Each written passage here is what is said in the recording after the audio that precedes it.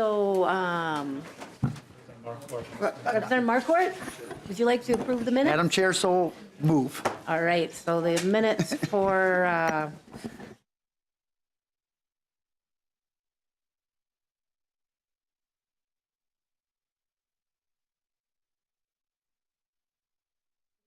four, and the chair moves House File 1944 be re-referred to the Committee on Ways and Means with the chair's intent to lay over for possible inclusion in an omnibus or further action at a later date. Representative Nash. Thank you, Madam Chair, and members, good afternoon. This is a bill that you have seen before. I was before you last year.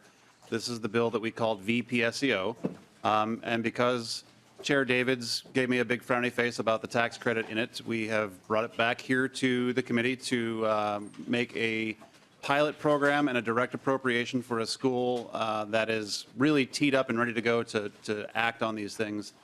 So if you remember, the VPSEO concept is very simple. It is that there are kids in high school who know now that they're not going to go to college and they would like to take advantage of a job in some trade. It could be building trades, it could be CNC shop, it could be in cybersecurity. That would make me very happy.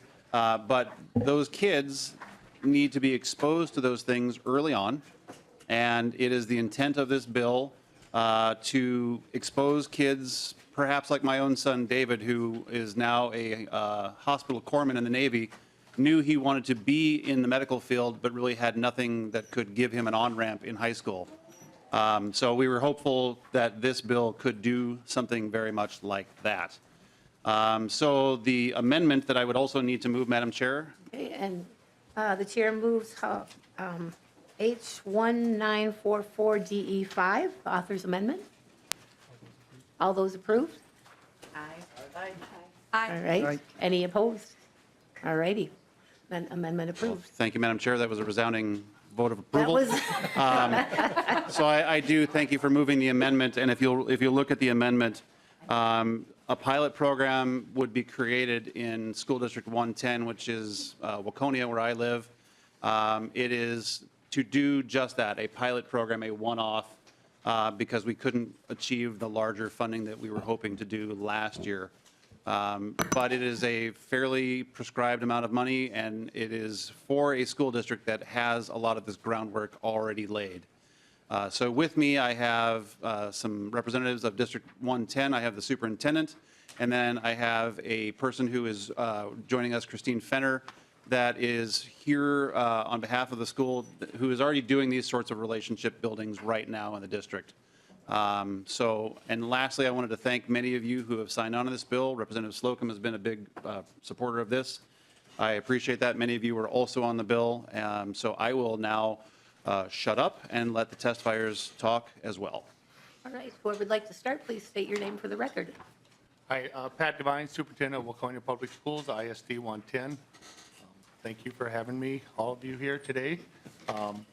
Just want to talk a little bit about kind of our path to be at this spot. This is my 4th year as a superintendent of Waconia Public Schools, and wasn't much longer in the first year of my career there, 4 years ago, that Jim and I met, and we got talking about how can we bring more trades into the school, more partnerships with manufacturers. As you well know, we, as a state, do a really nice job of getting kids ready for post-secondary, mainly 4-year college, and Waconia is no different than that. We do a really nice job of that. We have about 85% of our kids go to a 4-year college.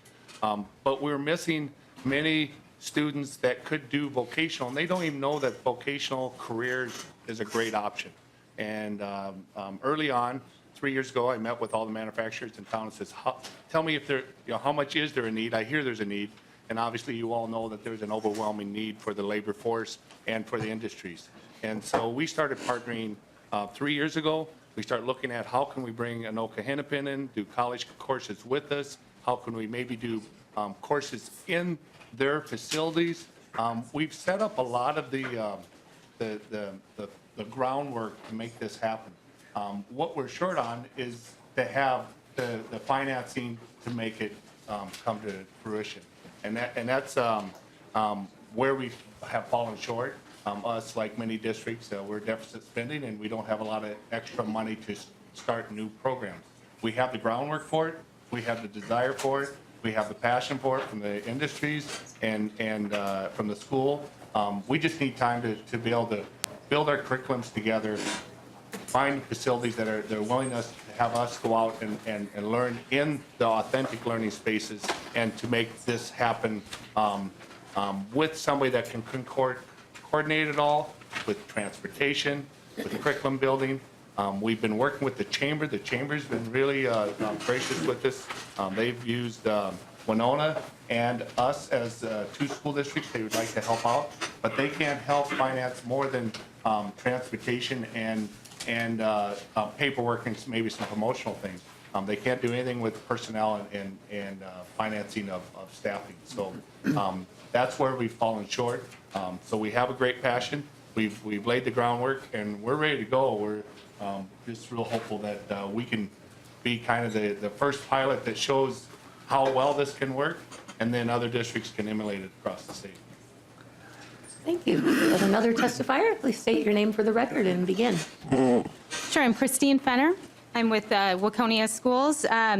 So what we're doing right now is just bringing everyone together. So we're bringing business owners, teachers, administration. Like Mr. Devine said, we're bringing the Chamber of Commerce involved as well, and we're looking at different authentic learning experiences for the students. We're identifying realistic ways to create new opportunities for students, and like Mr. Nash said as well, to really partner with those businesses. So funding of this program would just really allow us to continue to build the curriculum and to meet those industry needs. And then, of course, we'd want to share and support and promote other districts and schools across the state of Minnesota and share with them what worked well, and be honest and say what didn't work well, and so other schools could do this in the future. Thank you. All right, thank you. Representative Nash? Madam Chair, I believe there were a few other testifiers that we're going to. Is there anybody else who'd like to testify for House File 1944 as amended?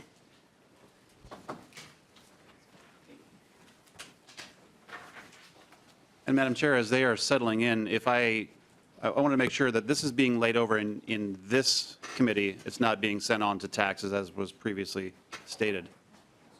That is correct. Okay, yes. just wanted to make sure. All right. All right, whoever'd like to start, please state your name for the record and begin. Madam Chair and members, my name is Dave Siegel. I'm the Executive Director for Batsy Housing First Minnesota. We represent about 1,300 builders, remodelers, trade partners, subcontractors. We're having our big trade show this afternoon, so I have to leave after this to go to that activity. The number one thing that our members talk to us about in every meeting I'm at, in every circumstance I'm involved in, is labor. It is the single biggest challenge that our industry faces right now. And we are to the point now where the lack of skilled trades is actually hurting Minnesota's economy and hurting our ability to build homes and commercial facilities as the state needs. And in fact, we're looking at some bonding and we're looking at some federal infrastructure dollars that are going to exacerbate that problem. So I'm here in support of this initiative, frankly in support of virtually any initiative, and I think this is a terrific one that can potentially expose young people to skilled trades. So briefly, thank you for bringing this, Representative Nash. I think this is a terrific idea, and we stand at the ready to support it and participate and cooperate in any way that we can to make this a successful reality. Thank you. Next testifier. Hi, Amy Wallstein. I'm with the Minnesota Precision Manufacturers Association, and I too want to echo what Mr. Segal said about thanking Representative Nash for bringing this issue forward. What we hear in the manufacturing industry is very similar to what they're hearing in the construction industry, that this is the #1 issue right now for manufacturers, is finding skilled work to work in their industry. And manufacturers are ready, willing, and able to help get the next generation trained. And so what we have kind of seen as the need is to help high schools build programs and work with the technical colleges. We see VPSEO as the bridge between high school technical programs, career and technical programs, and the college post-secondary technical programs. So the more that we're able to do to help those those institutions work together and create programs for students. We think that's a great step forward in modernizing technical education and getting more students into skilled industries. Thank you. Thank you. Anybody else? Well, go ahead, Mr. Lundell. Yeah. Madam Chair, members of the committee, Brad Lundell with Schools for Equity and Education. Just very, very briefly, we really want to thank Representative Nash for coming forward with this bill. I think one of the things, the challenges that many of the districts that I work with have is creating that broad range of opportunities for children, for students, especially at the secondary level. And I think that what Representative Nash is doing here, and this can probably serve as a hub, I guess, for trying to find ways to create more technical education, but also then give those students that are ready to take that next step in their education the opportunity to do so. So again, we really enjoy work. We've testified in favor of this bill at several junctures, and we certainly our strong support remains. Thank you. Thank you. Representative Peterson. Thank you, Madam Chair, and thank you, Representative Nash, for bringing this bill forward. And I just wanted to reach out to all the stakeholders that also testified to please continue to reach out to your local chambers and your school districts, because of, this is something that's important for every school community. But thank you. Representative Marquardt.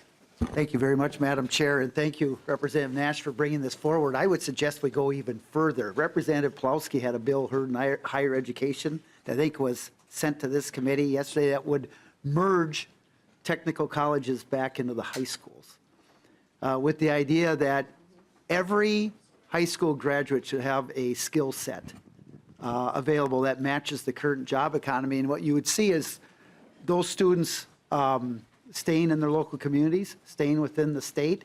And as I heard from the testifiers, the number one concern I'm hearing is from these various employers who are looking for electricians and welders and nurses and contractors and plumbers.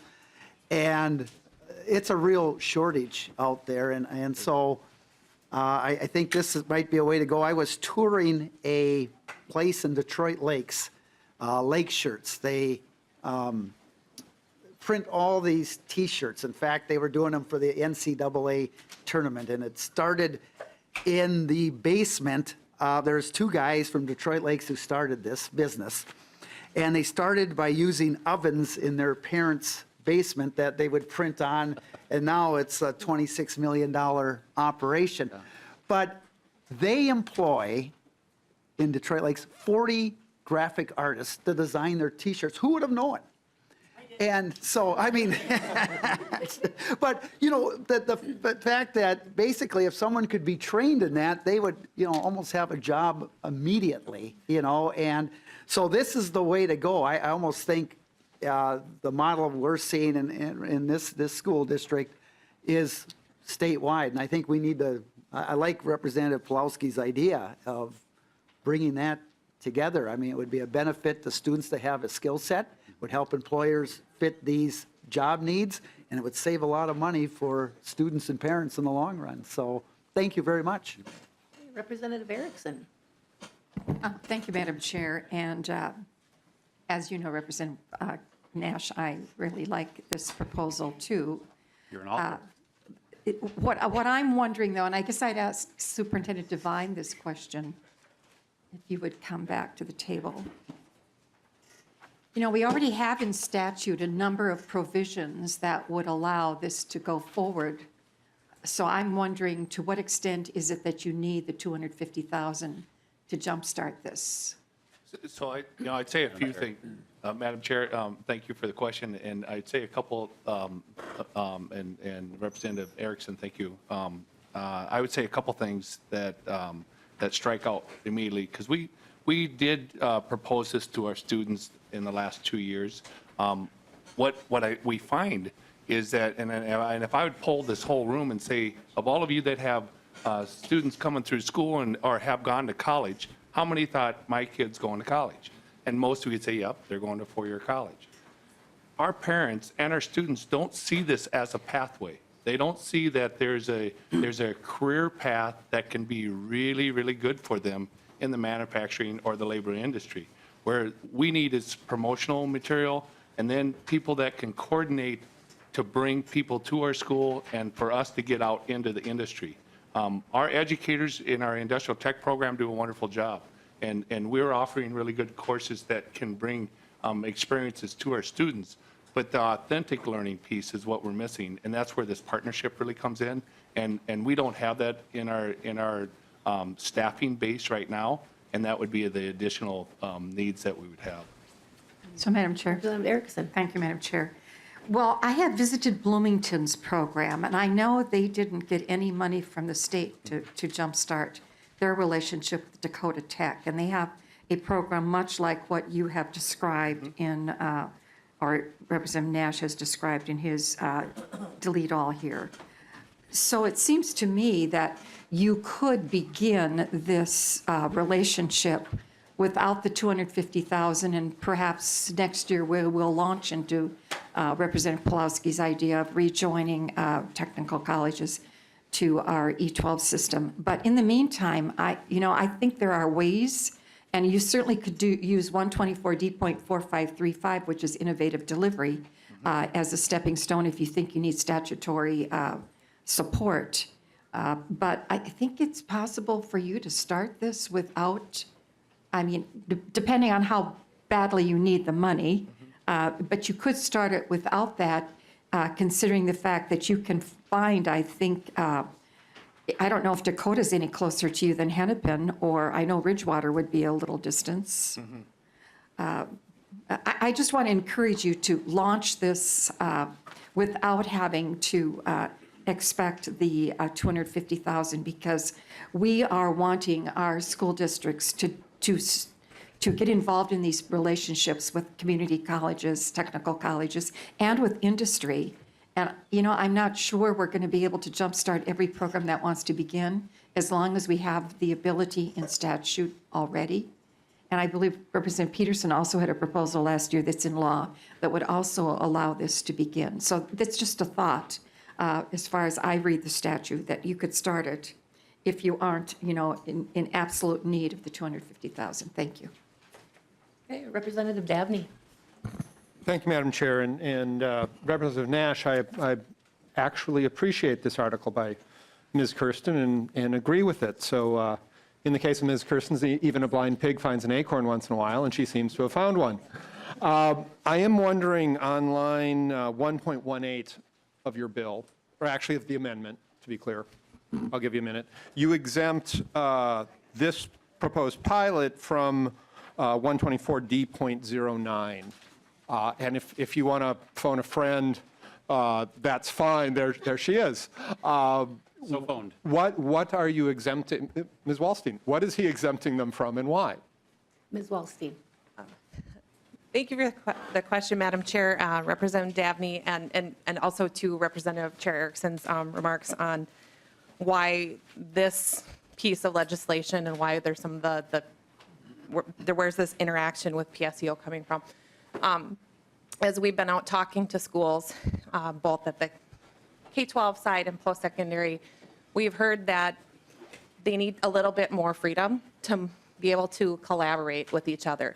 There's some licensure things that get in the way to staff concurrent enrollment, dual enrollment, PSEO courses. We think that the new teacher licensure system is going to make a big difference with that, but there are still some things on the secondary side that can be problematic for staffing dual enrollment courses. So we wanted to give the pilot program a little bit of ability to breathe and to be able to innovate and find some ways to staff this with both post-secondary, high school, kind of a mentor-mentee relationship. Representative Dabney. So last year in working through the tiered licensure piece, I was one who was an advocate for not requiring baccalaureate degrees for CT teachers because of the hurdles that presented. But I'm also, this is a dual enrollment proposal. How does the Higher Learning Commission's requirements about 18, how do their requirements work, and how do we make sure that a student who actually does this or something like this gets the college credit that they think they're getting when they're in the program. I'm not understanding the interaction here. Ms. Wallstein. So, Madam Chair and Representative Davney, part of what we've heard as we've been exploring this concept is that what used to be in practice under, we hear it referred to as Criteria 3 or Rule 3, and it's in kind of post-secondary. I don't know that it's a higher ed learning commission or if it's a min-state piece, but it's this Rule 3, right? And that where it used to be that there could be a mentor-mentee relationship for a concurrent enrollment class, that has become very challenging for school districts and technical schools to put that relationship together. So the concept that we're bringing forward today is a pilot outside of PSEO that allows more flexibility and innovation just for this district to try some things out so that we can kind of move this idea forward and get to a relationship where there's either like a co-teaching or mentor-mentee relationship. Representative Dabney? Thank you, Madam Chair. And challenging, and you might be onto something here. I guess hearing Chair Erickson's comments as well, I mean, this is the second day in a row where we've had a district come in and say, we want reimbursement under the dual enrollment statute for these classes, but we want more. And I understand you want more, but we're still only funding dual enrollment courses at 30% of the statutory amount. And if we actually fully funded dual enrollment, you'd have more than enough money to do this. And Waconia could do it, and Worthington could do it, and Wabasso could do it, and Warroad could do it, and instead of having one pilot, and you folks may do great stuff here, but one is not a pilot. One is a spiff. One is a little, something in the pocket because we like you. A pilot is a half a dozen sites across the state that can then get together in 2 years and say, what worked for you, what didn't work for me, and what are the lessons learned? I think I'd rather see us actually build opportunities across the state by fully funding PSEO or dual enrollment. And Representative Nash, I gave the same speech yesterday. Nothing personal. Big shoulders. Thank you very much. Okay, Representative Slocum, last question then. Thank you, Madam Chair. I love it when the ed biz has to rotate a little bit and come back to vocational ed. It makes me ecstatically happy. I have long supported vocational ed, as Representative Nash knows. And the ed biz is very cyclical, accent on sick. It goes in a circle, and it always owns back to something that we've already done. This is wonderful. I want Bloomington, that did it because they saw a need and just did it. I'd like them to have $250,000, and Richfield is not far behind. They need that too. So I do agree with Representative Dabney about expanding, but I love this. And kids, we all, for years, all we could talk about is kids have to go to four-year college. That is just not the case, never has been, never will be. And this addresses that in a really positive way that gives kids an opportunity to learn a marketable living wage skill. Yay. Thank you. All right, Representative Nash, Yep. comments and then final. Yeah. Thank you, Madam Chair and committee members. As I said when I first began, there's a lot of people both in my district and one kid that is related to me, he's my son, that has said, I didn't see a way for me to enter the job program that I wanted to. My son, Representative Dabney, you came in late. My son is a hospital corpsman in the Navy right now. He didn't see anything at 110 that could give him that on-ramp. So he went and took care of it himself. But he said, Dad, there was nothing that existed for me to be exposed to that, nothing. I went to high school with a kid that took every shop class available, and we all wondered, what are you doing with your life? He now owns a multi-million-dollar earth-moving company. And like Representative Slocum said, we've got to get kids introduced to this. I took tours during the interim in my district, and every single one of them said the same thing. I can't hire enough people. I can't find access to kids, even though they want to learn, help us. So here we are, and I'm trying my level best. And Representative Marquardt, I'd be happy to merge schools back together. And Representative Dabney, if we could give them all a pile of money, that's great. I tried that last year, and it didn't work. So here we are, we're trying to pare it back to do something that we can all learn from and point to and say, here's what worked, here's what didn't work. And with that, Madam Chair, thank you so much. All right, thank you, Representative Nash, excuse me. The chair lays over House File 1944 as amended for possible inclusion or further action at a later date. And Representative Haley is up.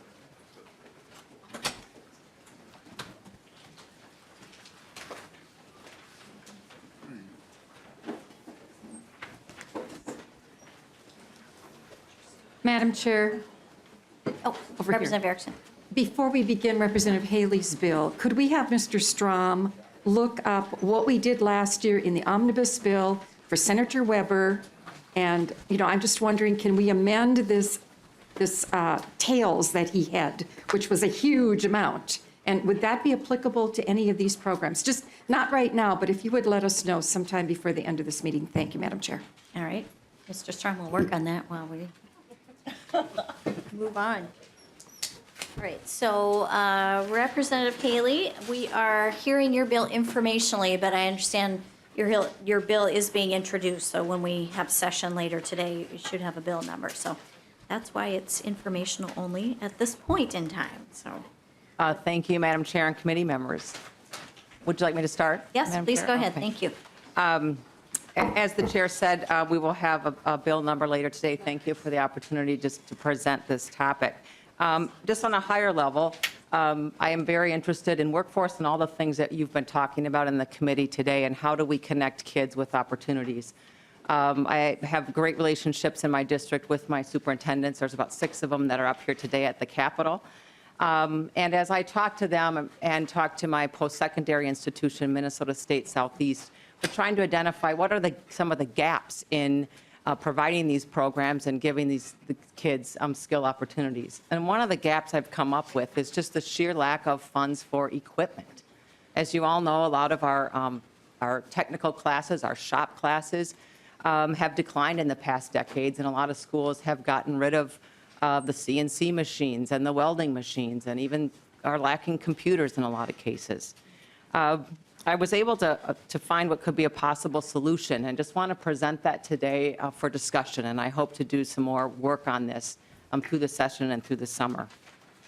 The bill, as it talks about the Department of Administration's surplus services, there is a federal agency of surplus services and also state agency. And to give you some background, any federal contractor, let's take Lockheed Martin, when they apply for a federal contract and they're working on a project, any of the goods that they have purchased for that project, if they're not used under that contract, those supplies are surplused, and they fall into the surplus services agencies.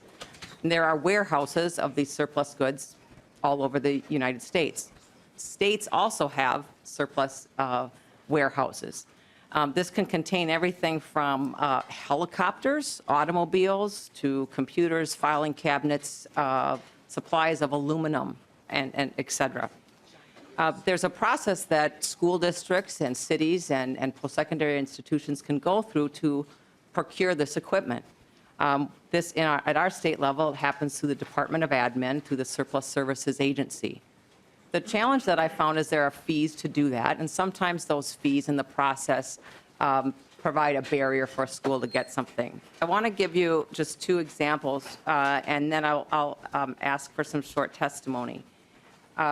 Minnesota State Southeast has a campus in Red Wing and Winona, and the Dean of Technology and Trades happens to come from the military, so he has some connections. And this week, he will get delivery of 10,000 line items totaling 571,000 pieces, valued at $999 from Lockheed Martin for free.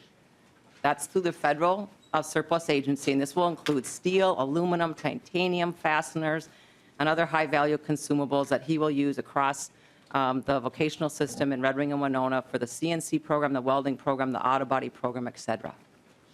Remarkable.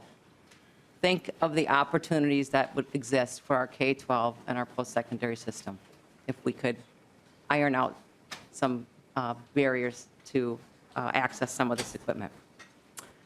That is what my bill is about, and I just wanted to, if I can turn it over to my testifiers, Madam Chair, and they would give some examples of the need in the K-12 system.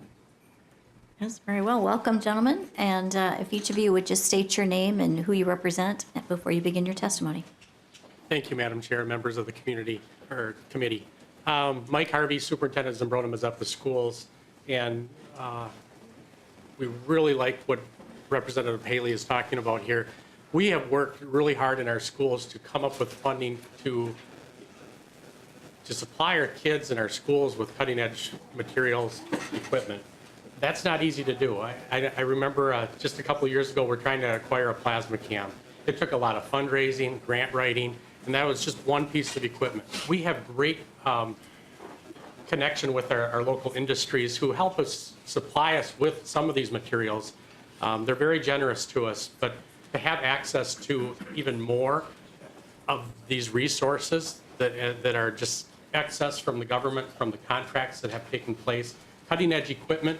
You know, one CNC machine, it's tens of thousands, if not hundreds of thousands of dollars, EDM machines, more high-tech plasma cams, just cutting-edge materials for electronics. Anything that we have that we can get our hands on would be extremely important so that we can outfit our vocational schools, because we're working with Southeast to really look at partnering with them, which has been talked about. But they need supplies as well. They need equipment. We need equipment. And if we can have that equipment in both sites so we can continue with that training, it'd be very beneficial. Welcome. Madam Chair and committee members, I'm Mike Redmond. I'm the superintendent of the Goodhue Schools. And when Representative Haley first introduced this bill to me, you know, I wasn't aware of this surplus system. And I'm not saying that to show my incompetence in any way, but I think that's one of the concerns that her legislation will address. We're certainly aware of a lot of other public surplus opportunities, but as folks have already said, there are large needs in this area. We're always looking in K-12 schools for tools and materials to support learning, and especially career and technical learning. I find it, I think it would be very valuable to expand access through better information of this particular process, and then also to lower the fees. And on behalf of myself and other superintendents in my area, I'm here to offer my strong support and gratitude to Representative Haley for introducing this piece of legislation, and look forward to seeing where it might head. So thank you. All right, thank you. And then I think we did have someone from the Department of Administration who wished to testify.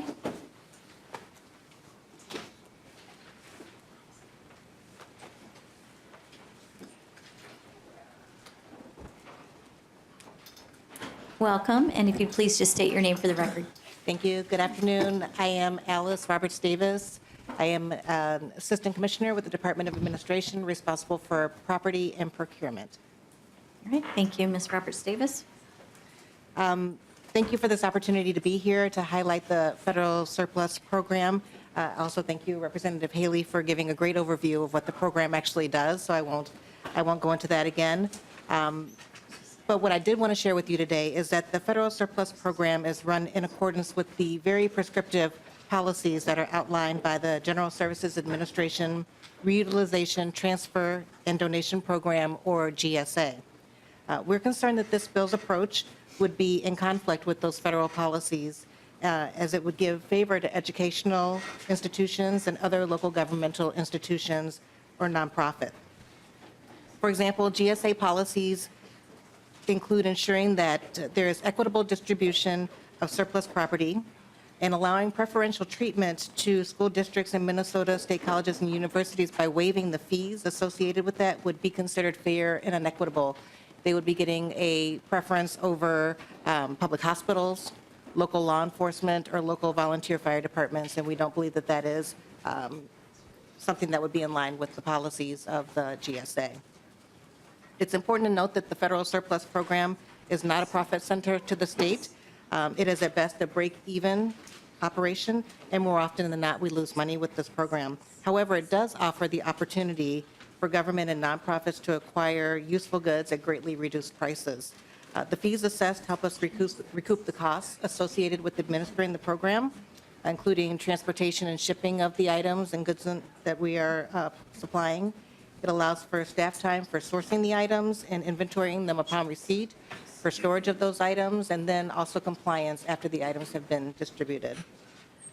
Should this bill move forward, we believe that it would require an amendment to the state plan that would need to be ratified first by the legislature in 2019, and then it would need to be second ratified by the federal government. And during that time, while that's happening, we believe that we would be at risk of having our ability to purchase or to acquire goods through the program suspended.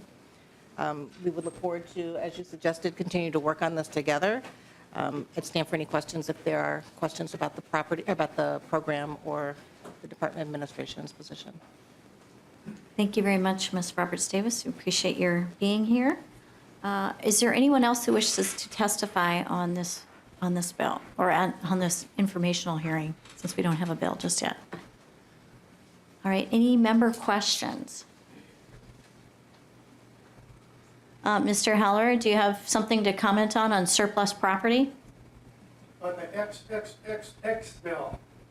All right, come forward if you have comments on this particular use of surplus property by schools.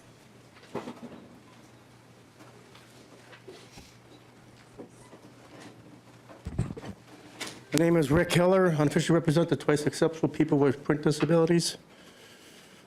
This committee is breaking ADA.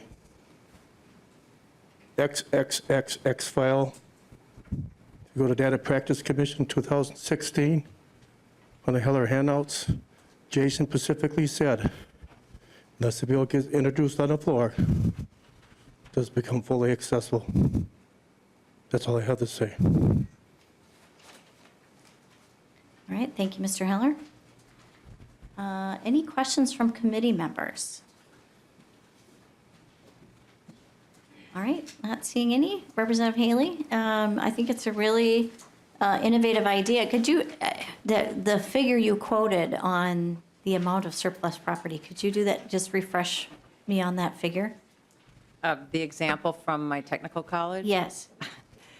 Was valued at over $420,000 in steel, aluminum, titanium, and other equipment to use for their CNC and welding and auto body programs, et cetera. And it was from Lockheed Martin. That's a significant amount of Yeah. materials, so. All right, well, again, I think it's a really innovative idea. I'm glad we had a chance to hear about it today. Anything else you'd like to share with the committee about the bill? Thank you, Madam Chair.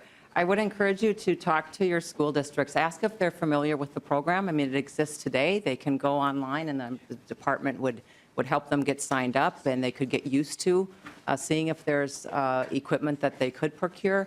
And I'm very interested in your feedback. As I said, I would like to work on this and figure out a way that we can make this better.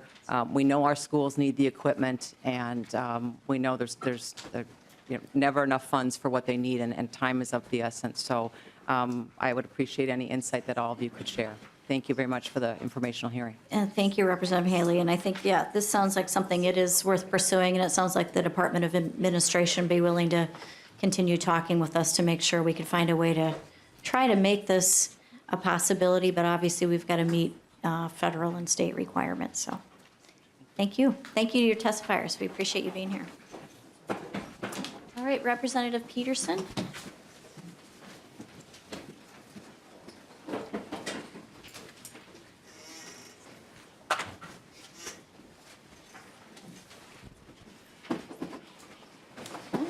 And let's see, and Representative Peterson moves that House File 4214, oh wait, is this informational only because we don't have the bill? All right, never mind.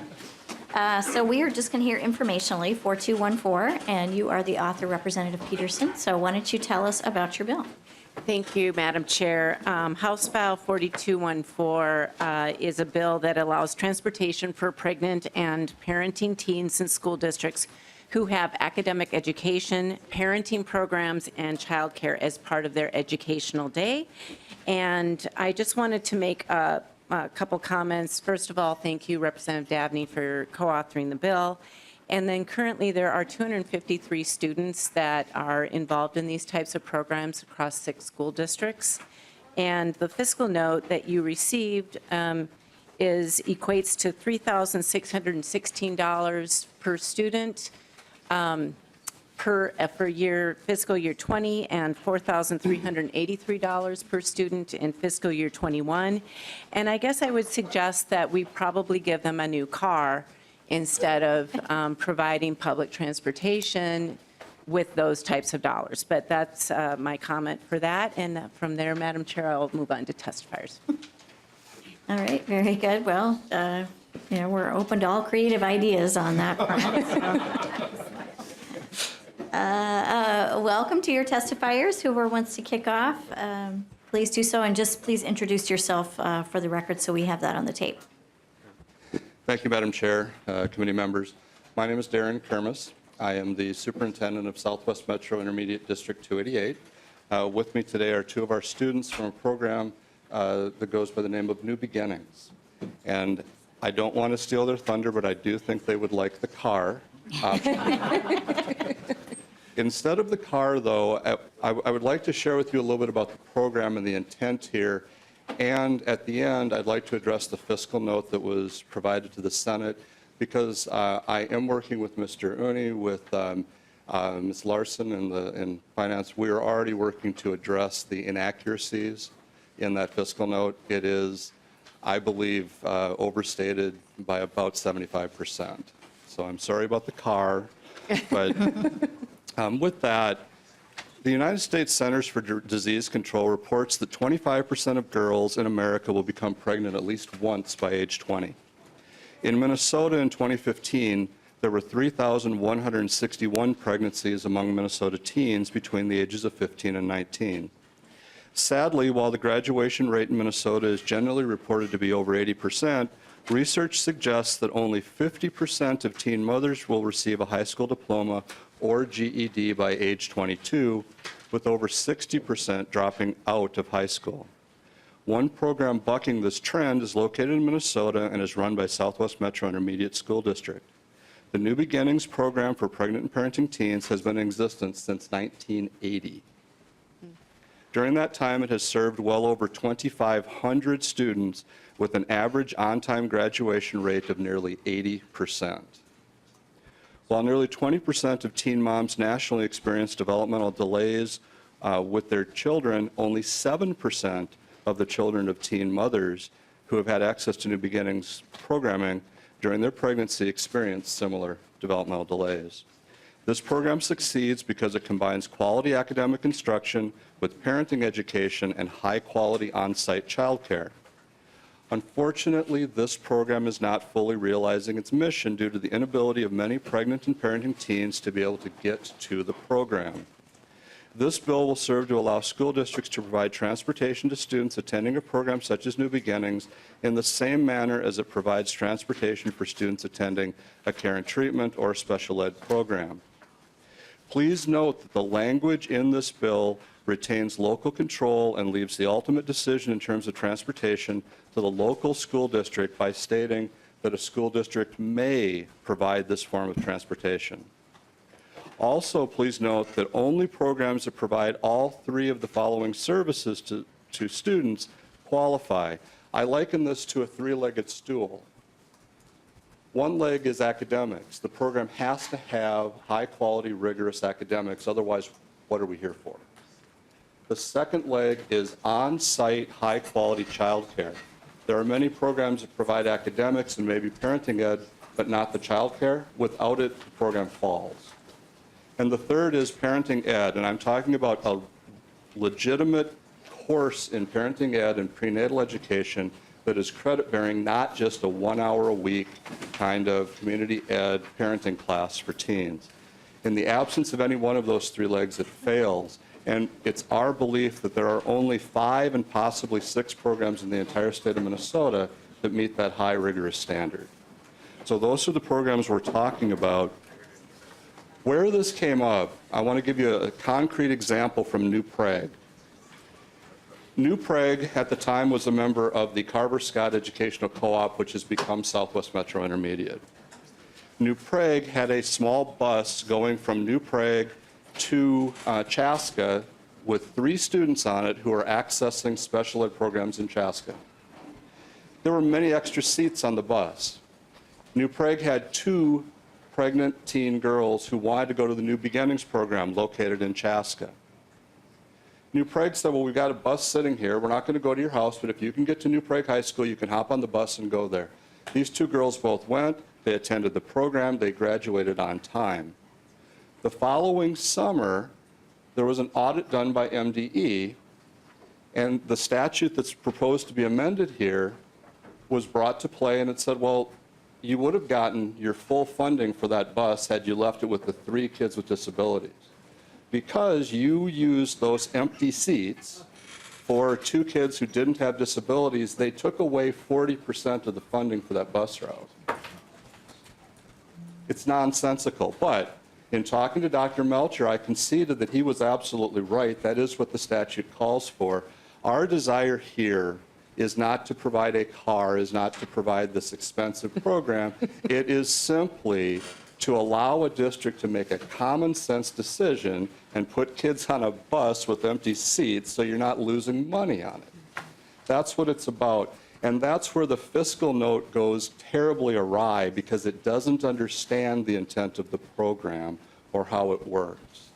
I can go on and on. I have so far, I'm just a little concerned about the fiscal note and a little passionate about the program for these girls.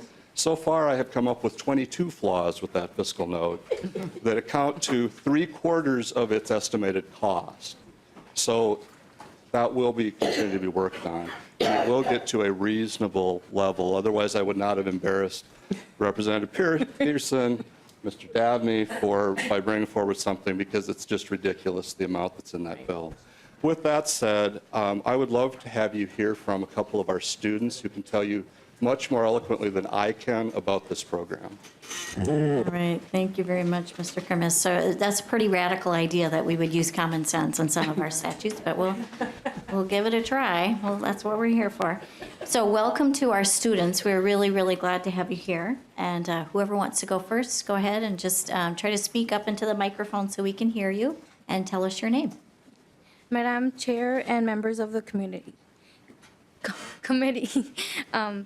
Thank you for the opportunity to speak today.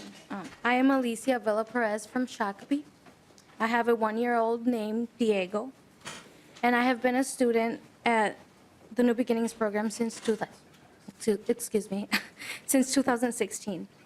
New Beginnings is an alternative high school for pregnant and parenting teens. Thanks to the support I was able to get through New Beginnings, I will earn my high school diploma this spring. And I have also had education about prenatal health and parenting. We spend the first 45 minutes of each day in a parenting child interaction class. And the next hour each day we have a parent education and child development class. Without transportation to the New Beginnings program, I would not be earning my high school diploma or be as confident as I am in my parenting skills. I feel bad for other girls who are raising children but are unable to get to a program like New Beginnings. I have a good future as I plan to go to college and become a nurse. I would like to see other parent teams have the same opportunities that I have had, and thank you for having me here. Thank you very much. We very much appreciate you being here, and congratulations on Diego. Welcome. Madam Chair and members of the committee, thank you so much for giving me the opportunity to speak today. My name is Brianna Serrano Sanchez. I'm from Shakopee. I have a 2-year-old daughter. Her name is Elena. I have been attending New Beginnings since 2015, and I'll also be graduating this spring. I'm grateful that there was transportation to bring my daughter and me to school every day. While I am taking my academic classes and learning about child development, I know my daughter is being cared for in a safe, nurturing childcare, which is on site at her school. This is critical for us to be able to succeed. Elena can be learning and having fun with other children eating healthy snacks and meals, and I can be a teen and go to school for 6 hours a day and 5 days a week. Students at New Beginnings also have access to county public health, mental health, and social workers as needed. I know there are girls and their children who are unable to get transportation to our school because their school districts don't approve it. The moms feel isolated and they stress about having to find a ride to school every day and thinking about all the things that they'll miss in class and whether they will graduate or not. They don't learn parenting skills and their children miss out on a chance to be in a developmentally appropriate setting where they will have a much better chance for a good start in school and in life. Thank you for considering this important bill. All right, thank you, Ms. Sanchez. And I'm sure Elena does very well while you're in school. And so to either of you, do you want to share with us any of your plans? You're both going to be graduating this spring. Plans afterwards? Well, I'm planning to go to Hennepin Tech, which is close to my school that I go to now. And I'm planning to keep my son Diego and the childcare he has been since he was 8 weeks old. And I trust all the teachers there. So he's going to be there, and I'm going to be in contact with New Beginnings. And I'm so thankful that they have been supporting me and my child. So they'll be able to continue supporting you as you start. All right, that's wonderful. Really good. How about you, Ms. Sanchez? I plan to work for a while and then maybe go to college, but my plan is just to work right now. Excellent. Very good. Well, thank you both for being here. And clearly the program has been beneficial. You can tell from your testimony and the smiles on your faces. So thank you for being here. Do we have any other testifiers on 4214, which we are hearing informationally? All right. Any questions from committee members? Oh, Representative Sandsted. Yeah. Thank you, Madam Chair. I'm not really sure who this question is for, but do we have any idea how many programs like New Horizons exist within our school districts, that they have all of the components like the academics, the parenting instruction, and the on-site childcare? And then I'm going to ask even more specific, do we have things like that in rural districts? A good question, and I don't know if nonpartisan knows or Mr. Kermes, if you know. I think you said 6 programs in the state, if I heard you correctly. Yes, Madam Chair, Representative. The under the definition and the bill that you have, there's an amendment that even clarifies a little further and creates the rigor necessary here. But to have a full on-site child care, the highly accredited level child care, available to all infants and toddlers of all of the students, and to have at least 4 hours a week of parenting education or prenatal education in an academic setting. While there are roughly 18 total programs across the state that do have some of those in some level, there are only 5 and possibly a 6th, depending upon how you cut it, and they are located in Minneapolis, St. Paul, Anoka, Hennepin, Intermediate 287, Intermediate 288, so they're mostly clustered in the metro, in answer to your second question, that fully meet all of the standards here. Now, that being said, it is possible, and for some of the other programs, and some of the others are located across the state. For example, I'm aware of one in Brainerd, Rochester. They are spread across more. Northfield has one with a small number. There are a handful of other programs across the rest of the state, but they currently wouldn't meet this threshold. Representative Sandsted. Thank you. And then just one quick last question. To be considered highly qualified, is that a parent-aware rated program? Madam Chair, Representative, yes. Other questions? All right. Representative Peterson, any final comments? Thank you, Madam Chair, for members for your support of this bill moving forward, and thank you for having an informational hearing. I think there is a clone bill in your possession, so we will, after today. Okay. And thank you. All right. Thank you very much. Thank you very much to our testifiers. Thank you to the 2 young students who were here. We really, really appreciate you taking time to be here, so thank you. All right. Representative Theis.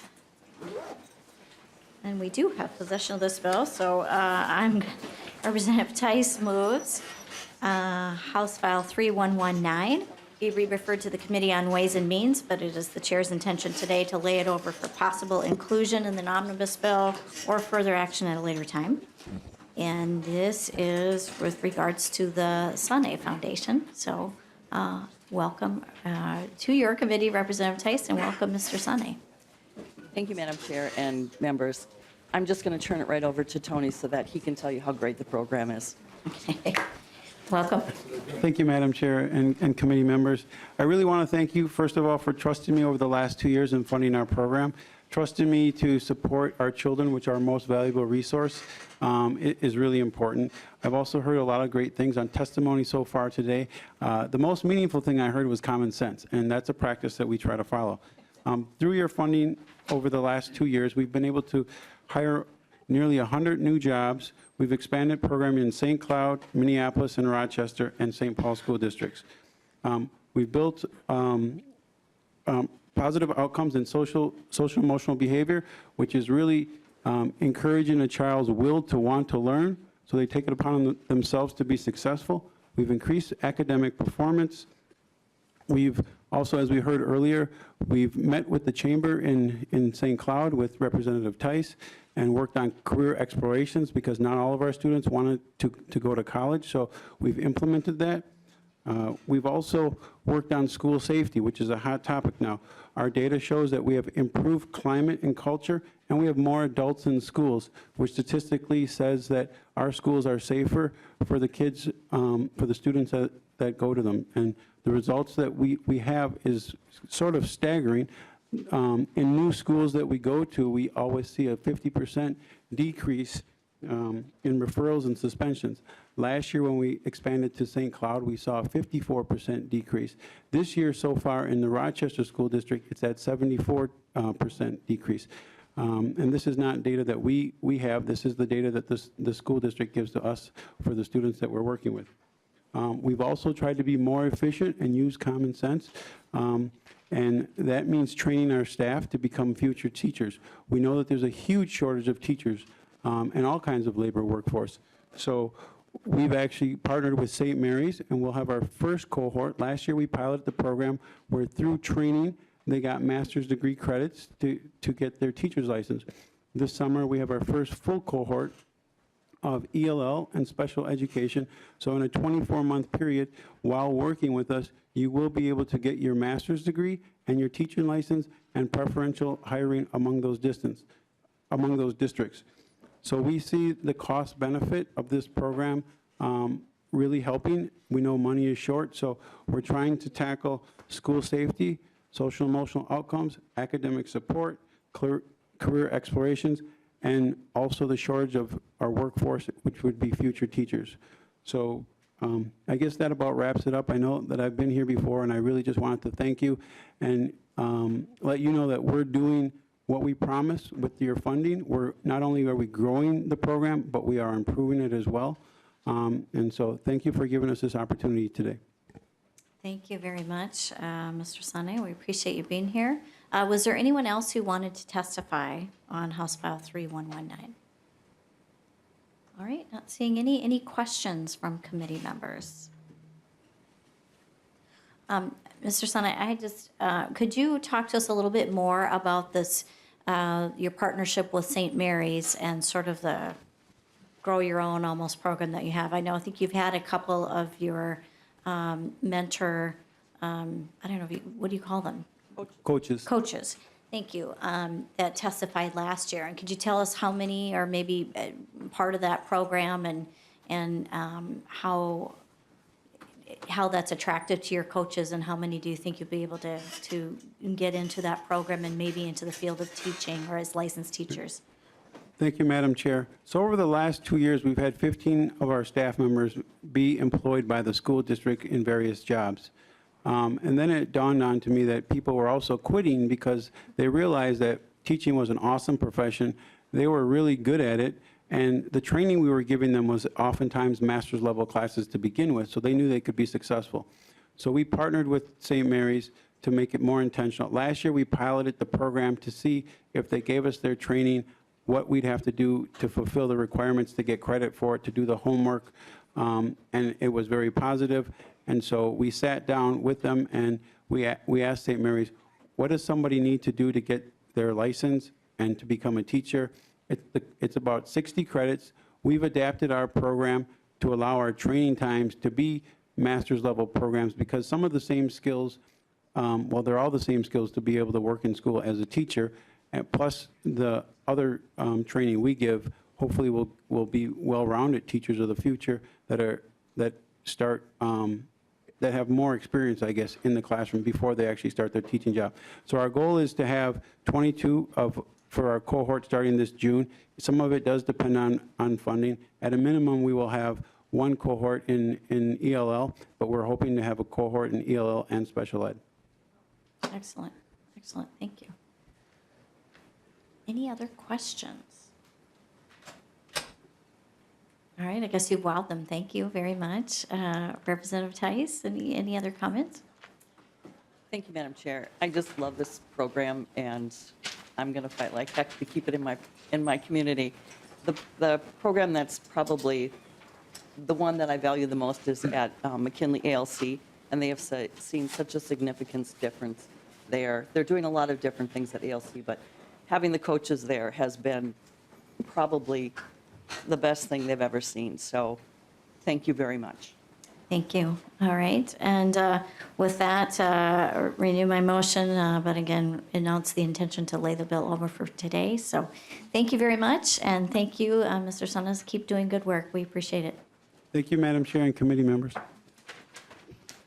All right, so those are our bills for today. I had announced earlier we would try to take testimony on 3315 to finish that up. So, but I'd like to end a little bit early today. So I know that we've got a couple of other meetings going on before we have session, otherwise members are going to be here very late. So if anybody would like to testify that didn't on 3315, I don't have my list in front of me. We're going to go about 10 minutes or so, and we'll see if we can get some of that in. Yep, go on, just come on down. Like I said, I don't have my list. I left it in my office that had signed up. And we'll get through as much of that as we can, or maybe all of it. So, Mr. Amoroso. Thank you, Madam Chair, members of the committee. Gary Amoroso, Executive Director, Minnesota Association of School Administrators. I'll be very brief. I want to thank Chair Erickson and her committee for the work that they've done on the policy bill this year. We're very excited about the opportunity to take a nice hard look at special education and not only look at funding, but also look at what are the variables, what are the components, what are the factors that drive that entire system. And hope that through that effort, we'll be able to come back in 2019 with some solutions very similar to what we saw when we had the conversation about teacher licensure. We're also thankful for the conversation about trying to create a little bit more synergy between ESSA and the world's best workforce. Anything we can do to try and meld those conversations, I think, is beneficial, and we create a more efficient operation for our school districts. I need to share a couple of concerns. One is the potential school rating system. I think all of you know that we had the U.S. Department of Education approve our ESSA plan, which does include an accountability system. From our perspective and in talking to our members, there's some concern about having a dual system where you'll have one set of criteria that will create and produce, I'll call it a product or a result. And with this system, you're going to have another set of criteria potentially that will create another product or another endpoint. And that could be confusing. And we believe that we'd at least like to see an opportunity to have the ESSA approved plan put into operation. Let's see what it's like after a few years. And if we're not satisfied as a state that it's providing transparent, clear information for parents, then I think that would be a better time to have the conversation. Also have to bring up, and I'm a former social studies teacher, and this isn't the biggest thing in the world, but the whole conversation about civics, it keeps coming back. And I've talked to Representative Erdahl about this as recently as yesterday.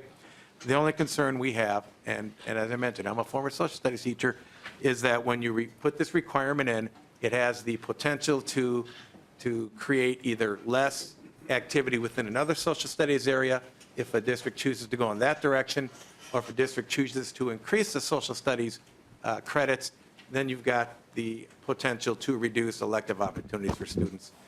If the challenge is we're not believing that our students are being exposed enough to the whole civics conversation, we already have those within our realm. Let's look at the standards and see if we could correct it that way versus creating another course. Thank you, Madam Chair. Thank you, Mr. Amoroso. Welcome. Madam Chair, members, Josh Down in Minneapolis Public Schools. I'll just touch on 4 items. I want to thank the chair for putting in the homeless transportation component in Article 2, Section 1. Really help create that continuity for those students while their parents perhaps are moving around. Article 4, Section 1, the special ed working group, certainly support that. Having staffed those in the past, having served on those and having watched many of them, I really do like the model of a legislative working group where I think you get a lot of buy-in from legislators. So that's my preference, but obviously excited to see that move forward. I have 2 concerns. One relates to some of the issues around the audit trail pieces that are required for student data systems. And I had the opportunity to work with student data systems for 14 years. And there are certain issues around when data is accessed and what it appears like on the screen. So if you have aggregate data on a screen, it's very difficult to determine which student you're referencing. So would like to work with you on kind of working on that piece. And then the last piece relates to the star rating system.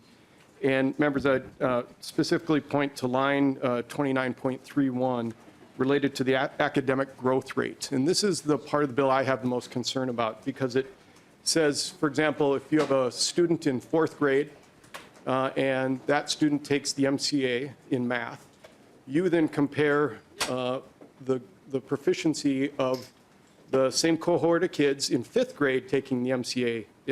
So you have essentially 2 cohorts of kids. But what we as a state have never done is vertically align those 2 tests. So what that means in real world, you have to be in the top half of students nationally to be proficient on the 4th grade math test. You have to be in the top third of students nationally to be proficient on the 5th grade math test. So in looking at that, I went and looked at a few schools, and Westwood Elementary in Representative Theis's district had a passage rate or a proficiency rate of 60.5 for those 4th grade students. Those same cohort of students the next year in 5th grade had a proficiency rate of 39.2.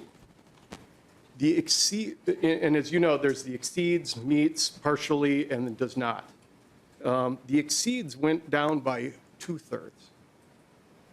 So when we compare, you have 2 valid sets of data. MCAs at 4th grade, MCAs at 5th grade. Comparing them is what is the invalid piece of this. So I fear that we are setting up a system that was never intended to do that cross-test comparison in this way.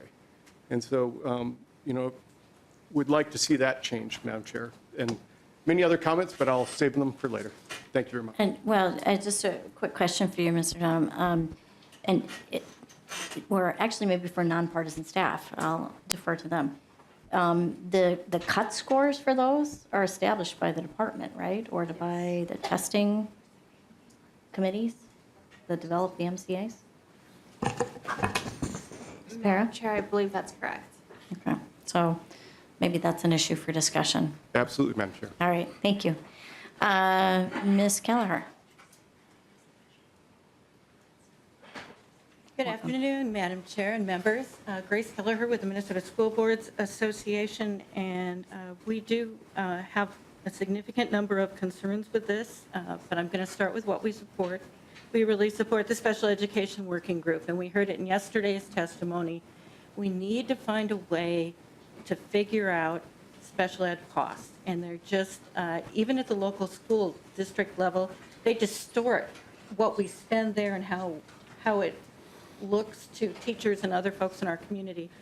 So it will fill a crucial need that we've been asking for, so we really appreciate that piece. Saying that, we have concerns. We have concerns with the curriculum mandates. There's a substance abuse in grades 5, 6, 8, 10, 12 grades, and it's on page 8.15. We've got concerns with the 1 credit of civics in graduation standards in 11th and 12th grade because of the limitations. If you look, both those items have 12th grade in them, and by pushing some of these requirements into 12th grade when they're trying to encourage kids to go into PSEO, that's problematic going forward. So we ask you to consider that.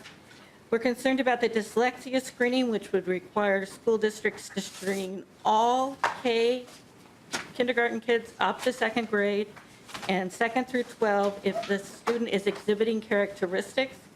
This is basically what we consider a classroom mandate and an inefficient way to screen children. There is no follow-through with parents, social workers, principals, so if in fact we do think something might be going on, what's the next step? Do we contact parents? Where do we go with it? We're concerned about the star rating, and I think the testifiers in front of us mentioned that. We're trying to integrate the world's best workforce and asset together, and this just adds yet another accountability measure.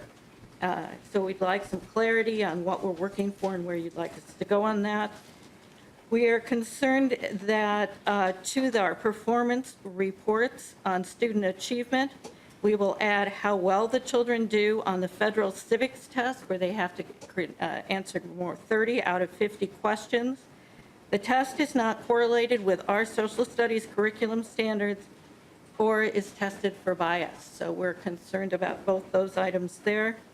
The Patriotic Society access to schools, this was a bill we did not discuss in committee and we have some concerns on. Basically, 60 days prior to the start of school, we could receive a request from one of these organizations, and they would have, in writing, have time, 30 minutes for instructional time. And I just want to share, I printed out the list of who's on this in the federal standards. There's the Catholic War Veterans of the United States of America would be part, Daughters of Union Veterans of the Civil War, the Help America Vote Foundation, the National Council on Radiation Protection and Measurements, and the Ladies of the Grand Army of the Republic. So I encourage you to take a look at all those names. And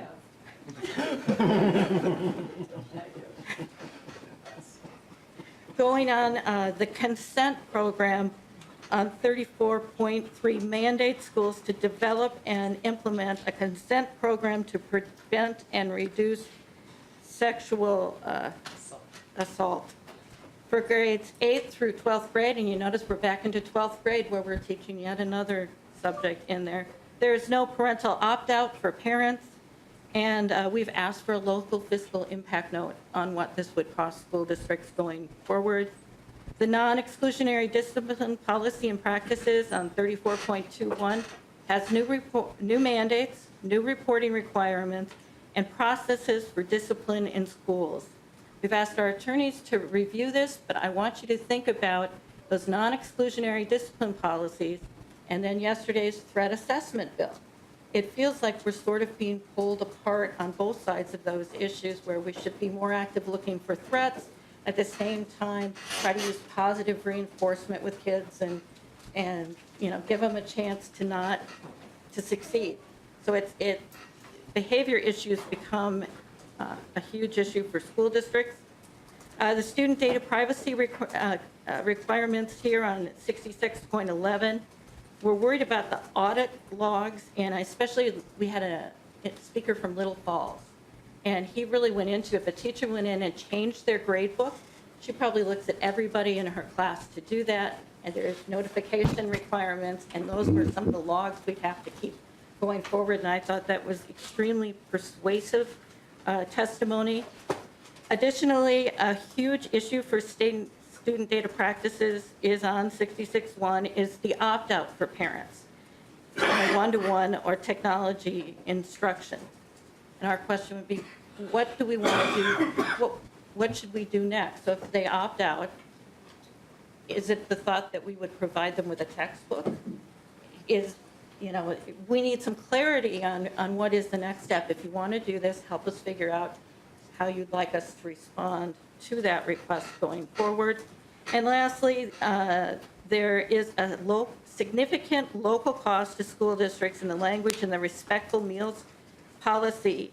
It prohibits a school district from limiting student participation or collection of fees for any school program, and that's on 70.13. I asked my local school district what that might run, and they thought it might run $4.3 million. That's Rosemont Egan Apple Valley School District. I reached out to try to find some state information, and Mr. Strom was helpful.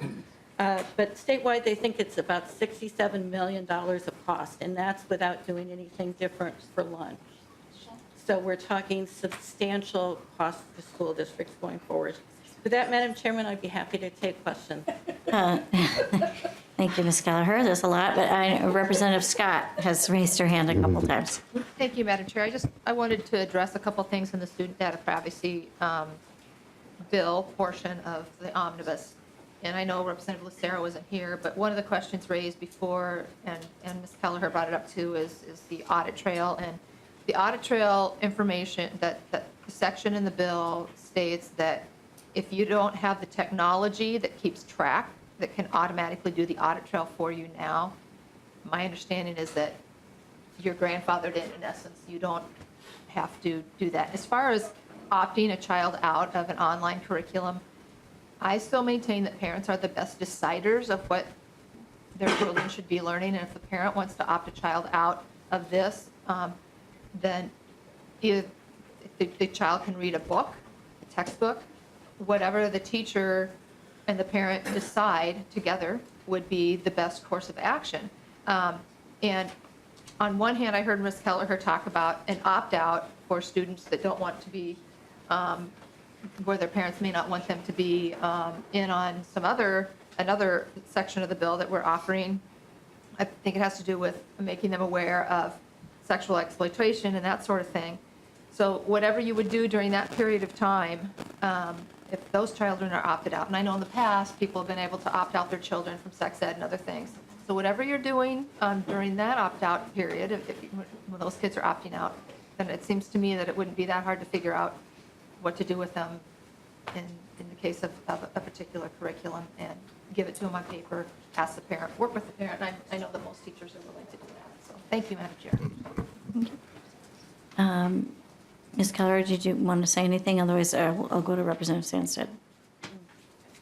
Madam Chairman, I'll just respond quickly. We do believe parents are wonderful guides to how they want their children. We have utmost respect for them, and their involvement in the process makes students stronger. I think we're looking in the consent program is more consenting and being able to share your body and where you want to go. That's more of a health type curriculum, where an opt-out, people might just not want to have that curriculum for their children. I think our other concern is, but if it's math or it's reading, those are still subjects we have to provide, and it's just a different bar. You simply can't not take it. Though with the health curriculum and those opt-outs, that's what it really means. So I appreciate your insight on that. Representative Sandstead. I think you may have answered just one of the questions. Thank you. I would like to just talk a little bit about your concerns over the dyslexia mandate. If you feel that this is a mandate being put on the schools, do you have anything you can offer to us as solutions? One of the conversations that we've had here is the concern over the cost of special ed and looking at ways of determining whether those costs are necessary or is there a way we can reduce those costs?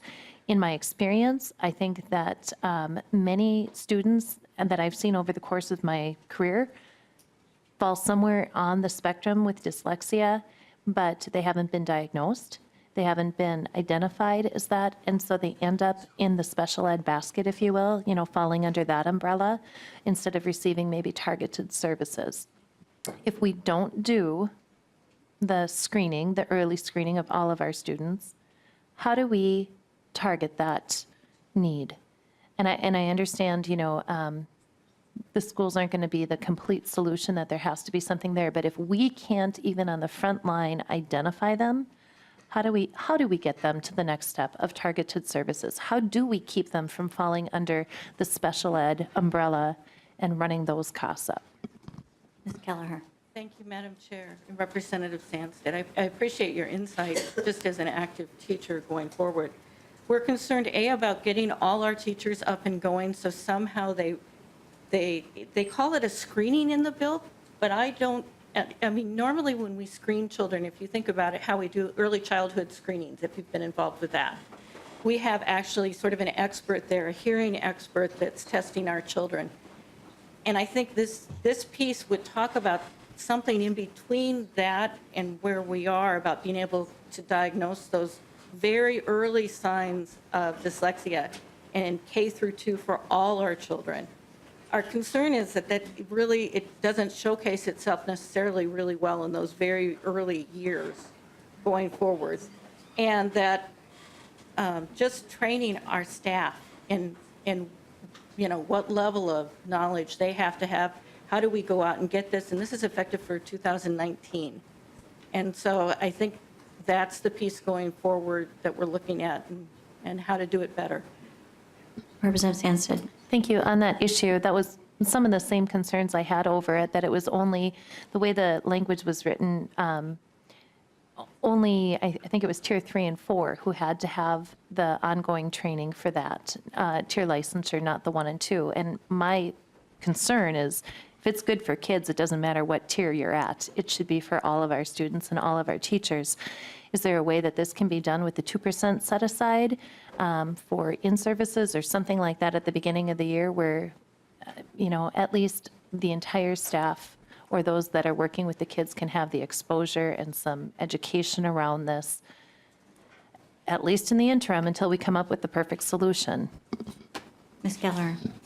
Madam Chairman, Representative Sandstead, that the 2% set aside, usually most school districts go through easily. And certainly with new requirements, we're going to use more than that to get our staff up to speed. I think we just want to make sure that our staffs are available to do what's recommended in law, that we meet that need. And I think dyslexia is the newest thing we struggle with locally on how to support our children and our parents going forward. So we've got one person at the department right now, and somehow she's supposed to transform the entire state's landscape. And I think that's the other thing we struggle with is we know she's got the qualifications. She has an expertise in there, but that's still one person. I mean, she's wonderful, but it's an awful lot to ask. Thank you. All right, thank you, Ms. Keller. Who else wishes to testify? Okay, we are going to end at 2:30 because I have to be at another meeting at that time. So if you could limit your comments to something that hasn't been raised yet, just to make sure we cover that. And please introduce yourself. Madam Chair, members, my name is Roger Arntzen. I represent the elementary and secondary principals associations. Just a couple things. I do want to say we want to thank the Policy Committee and Representative Erickson for a lot of the stuff that's in here. You're talking about Representative Lucero's policy bill. Several changes were made that we think made this much better and that will work very, very well in school, and we support those relative to safety and security for kids in that. We are very supportive of the disciplinary provisions in here, particularly in the non-exclusionary discipline. That's going to make a big difference for us. We have a little bit of a question on working out with the lunch language on shaming, and just for clarification purposes, and I think we'll talk to staff about this as it goes on. I would just have to mention that the elementary principals are keenly interested in the dyslexia issue, I think for some of the reasons that Representative Sandstead raised in her questions. This is an ongoing deal for us, and I think if you Googled it and looked it up, you would see that it's not like having an eye exam that says your vision is 20/40. There's a long spectrum on this, and I think what elementary principals say is that there are a lot of reasons that kids read below grade level. This is one of them, but we need a large group of interventions as into how we can handle them. I think the complexity of this that they would tell you is some of the analysis or screening things say, so use this particular curriculum. And I think that makes people uncomfortable if there's a mandate and then we're limited into some specific curricula on this. So that's kind of the concern, but I think the goal, as Representative Sanneh said, and all of you would say, is we want to make sure that these kids do well in school. So, Madam Chair, I think the opportunity to visit here in this short time. Thank you. Ms. Tilson? Thank you, Madam Chair and members of the committee, and I can be brief. I just wanted to touch a little bit on. Oh, and please, I'm sorry, please introduce yourself. I'm sorry, Valerie Doslin with the Minnesota Association of School Administrators. And Gary Amoroso did not bring this up. So I've been working with a group of technology coordinators on behalf of MASA in regards to the student data provisions. And we've had lots of conversations with Representative Lucero over the interim and continued until last week. So I just wanted to let the members of the committee to know we will be providing a document with some feedback on the kind of 4 major points of concern with some suggested language. I did want to just respond specifically to the audit trail language. Yes, there is the exception, but for the date of January 1st, 2019, that's not very far away. And from the technology coordinator's perspective, this capability does not exist. It's not a requirement of federal law. So to their knowledge, this would be only a requirement that would be required for school districts in Minnesota, which could provide additional cost. We do have some suggestions for Representative Lucero, which we will provide to him, and as well as to you and Representative Erickson and Senator Scott, or Representative Scott as well. So appreciate your attention. All right, thank you, Ms. Tilson. All right, Mr. Heller, you can have 30 seconds. Come on forward.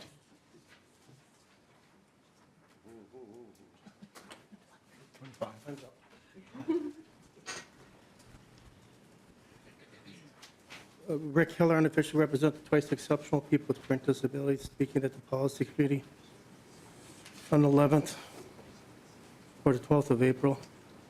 Anyhow,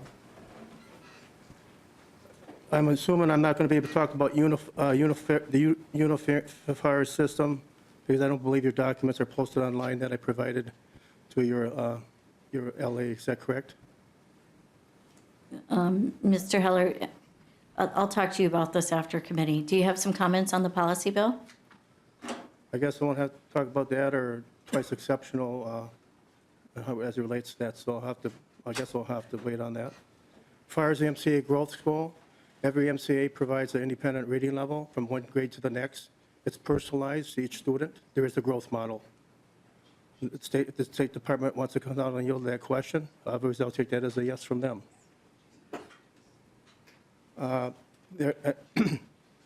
They have created 3 different sub-bands within each grade. Again, if it's a growth model specifically individualized for each student, you already got the growth model. You don't have to compare it to the next grade because every kid's going to have an individual plan eventually. We all know that. My suggestion to the ones that can't figure out dyslexia, spelling is a critical piece of dyslexia. If they ain't doing spelling, they ain't doing their work. And they better integrate that with the reading. And at some point, you're going to do read out loud. At socialsecurity.gov has a plugin called Browse Aloud that highlights and reads the words out for you. You could apply 508 too to the districts that don't want to apply 508, not just 504. Everybody will benefit from universal design for learning. Also, the writing rules in the dyslexia bill. So they're going to define that later. Nobody mentioned that. Rule writing. Get involved in that because that's going to help define, not from the top down, meaning higher education teaching teachers, but from the bottom up. They're having a difficult time in higher education to accept this. So they decided to go from the bottom up. As far as the, everybody knows it, but they moved the thinking level, cognitive load, or lexile level up by 3 grade levels too. On the MCAs, they went from degree of power reading to lexile on the national level. As far as the All right, Mr. Heller, I'm sorry, I have to have you wrap this up. the special education advisory, I've shared some information with a few members here on selection, acquisition, and use as it relates to labor law. This is the Minnesota pipeline on assistive technology services under labor law. That's why it needs to be in, some meat has to be on the bone in that committee when you have that discussion. And I'm still hoping to have a last thing, at least a informational hearing, because I believe the State Department of Education has not yet again, not yet set the level of the special education text complexity from 5 years ago. That's my request. Thank you for this opportunity to speak. Thank you, Mr. Heller. Madam Chair, Representative Dabney. how are we doing on targets? Well, which is why we're needing to end quickly so I could go to a meeting. I was wondering about that. All right, so with that, members, please watching your emails for announcements about plans for next week. And with that, we are adjourned.